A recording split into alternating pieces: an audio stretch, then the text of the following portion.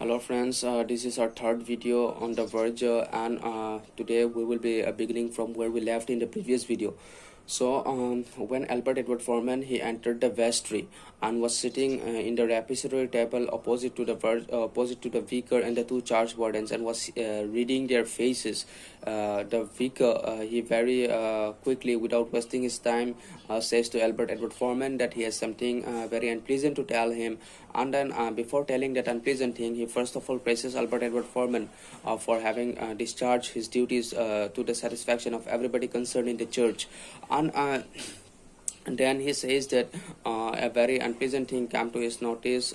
He discovered that Albert Edward Foreman has been working as the verger of St. Peter's Neville Square without having been able to read and write. This was something which astonished him. This was something which surprised him.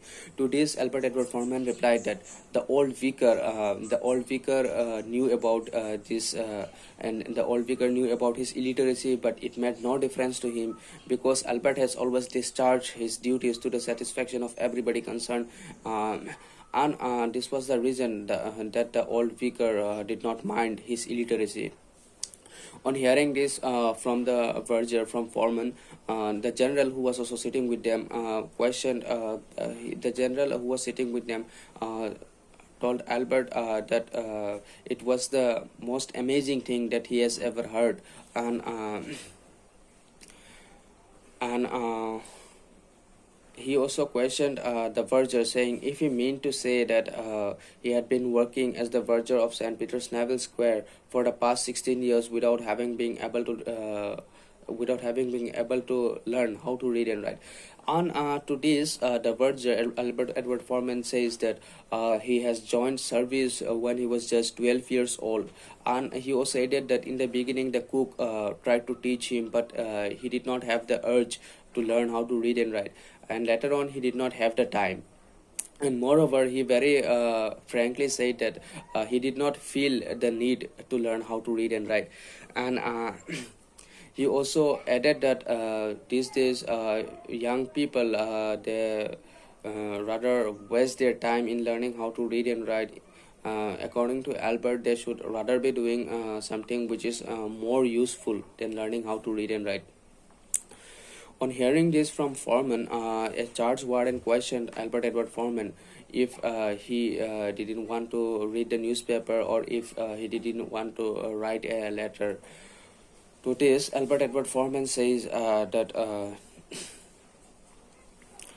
he manages everything without having the ability to read and write. If he says that these days the newspapers have got enough photographs in them for him to know what was happening in and around, and at the same time he also says that if the need arises that he should write a letter, then his wife was literate enough. His wife was a scholar.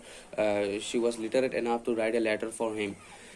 On hearing this from Albert, the two charge wardens who were sitting opposite to him with the vicar, they gave him a troubled look, and then they looked down at the table.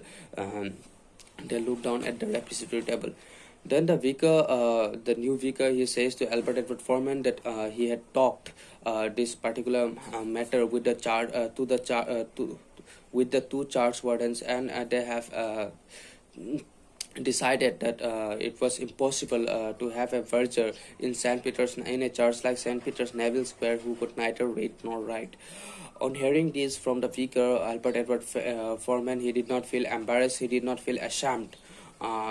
Even though his thin face changed its color, his face became a bit reddened, but he did not give a reply. The vicar then tells Foreman that he does not have any complaint against him. And he also says that Albert has always done his duty satisfactorily, and the vicar also says that he has the highest opinion of Albert's character as well as his ability. He regards Albert very highly, the vicar says. But